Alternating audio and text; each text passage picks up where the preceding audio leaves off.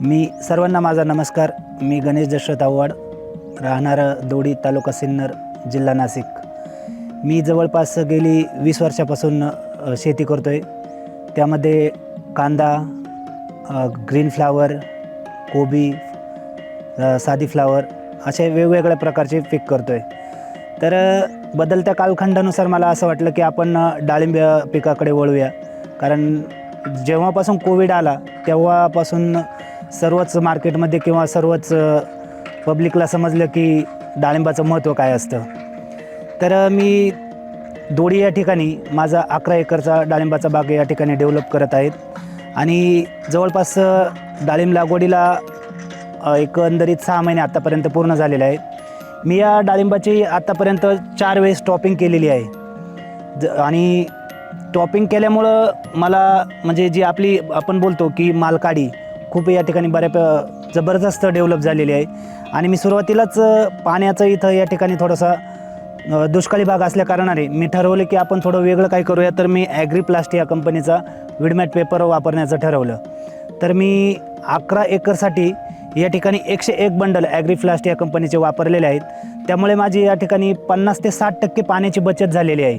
आणि ॲग्रीप्लास्ट या कंपनीच्या विडमॅटमुळं मला पाण्याची बचत झालेली तर आहेच, परंतु खाली जमिनीमध्ये व्हाईट रूट, त्याप्रमाणे झाडावरची जी आपण बोलतो की थ्रिप्स, मावा, तुडतुडे, किडींचा प्रादुर्भावापासून देखील मला या ठिकाणी विडमॅट पेपरचा फायदा झालेला आहे. त्यानंतर जे आपण बोलतो की एवढं मोठं क्षेत्र आहे त्याला जी निंदणीसाठी मजूर लागतं, ते जवळपास माझे 75 ते 80% निंदणीसाठीचं मजूर देखील या विडमॅट पेपरमुळे एकंदरीत माझा बचाव झालेला आहे.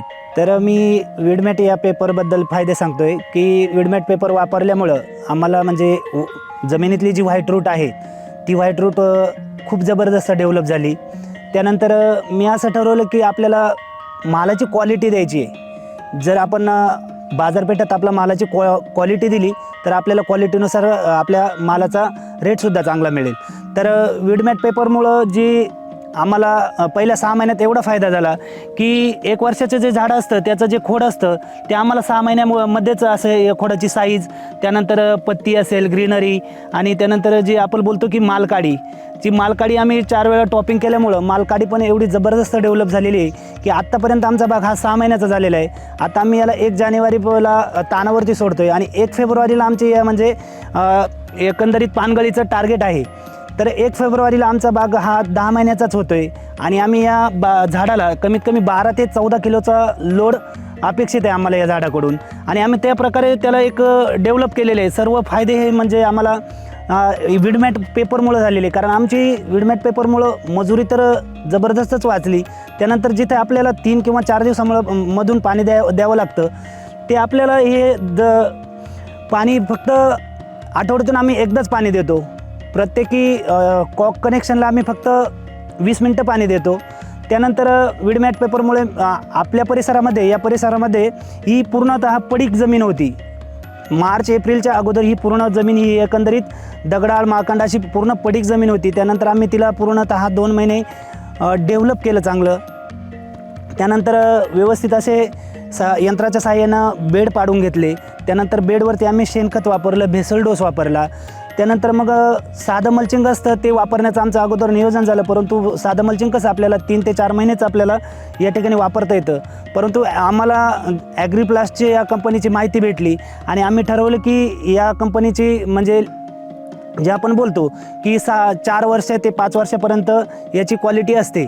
तर आम्हाला त्या ॲग्रीप्लास्ट कंपनीचं आम्ही वापरल्यामुळं आम्हाला खालून जमिनीतून व्हाईट रूट भेटलीच. त्यानंतर आपण जे बोलतो बॅक्टेरिया असतील खालून ते शिदडांचं प्रमाण असेल. आणि मार्च एप्रिल महिन्यानंतर मे महिन्यात एवढा पाऊस जबरदस्त झाला या भागात. जवळपास नोव्हेंबरच्या सुरुवातीपर्यंत पाऊस हा चालूच होता. परंतु या पेपरच्या क्वालिटीमुळं बेडच्या मध्ये जे पाण्याचे आहे ते पाणी न गेल्यामुळं झाडाची जबरदस्त आम्हाला या ठिकाणी ग्रोथ आणि वाढ बघायला मिळाली. आणि मी सर्वच शेतकरी बांधवांना विनंती करेल की आपणही एकदा ॲग्रीप्लास्ट या कंपनीचा पेपरचा वापर करून आपल्या उत्पादनामध्ये भरघोस अशी. तर मी सर्व शेतकऱ्यांना सांगू इच्छितो की माझं डाळिंब बागाकडे वळण्याचा एकच उद्देश होता की आपण समजा कांदा असेल, त्यानंतर भुईमूग, सोयाबीन हे लोकल पिकं असतील, बरोबर. याला आपण 3 ते 4 महिन्यामध्ये आपण या ठिकाणी त्याचं उत्पन्न घेतो आणि माल आपला त्याप्रमाणे निघून जातो. परंतु डाळिंब हे असं पीक आहे, जर आपण त्याची लागवडीपासून ते फळबाग तुटेपर्यंत किंवा जे आपण बोलतो रेस्ट पिरियडमध्ये जी काळजी घेतली तर डाळिंब पीक हे आपल्याला 7 किंवा 8 वर्षापर्यंत आपल्याला एकंदरीत उत्पादन म्हणजे लॉंग टाईमचा आपण विचार केला तर डाळिंब पीक हे आपल्याला 7 ते 8 वर्षापर्यंत उत्पन्न देऊ शकतं. आता आमचं टार्गेट असं आहे की पहिल्या वर्षी 10 ते 12 किलो आपण माल पकडणार आहोत या झाडाला. तर 10-12 किलोमध्ये आमचं जवळपास 5,000 झाडं या क्षेत्रावरती आहे. सरासरी जर विचार केला मार्केटमध्ये आपल्याला 100 रुपये जागेवरती भाव जरी मिळाला तरी एकंदरीत आपण एकरीप्रमाणे 4 लाख रुपये पहिल्या वर्षी या ठिकाणी उत्पादन घेऊ शकतो.